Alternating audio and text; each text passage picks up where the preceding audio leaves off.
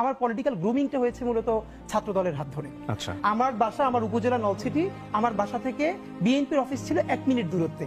আমি যখন 3-4-এ পড়ি, আমার সাথে বন্ধুরা যখন ক্রিকেট খেলে, ফুটবল খেলে, এগুলোও খেলতাম। আমার মনে আছে কেন যেন জানি না, আমি তখন বিএনপির অফিসে গিয়ে বসে থাকতাম। তো ছাত্র দলের বড় ভাইরা বিভিন্ন প্রোগ্রাম করতো, বক্তৃতা করতো, এগুলো আমার ভীষণ টানতো।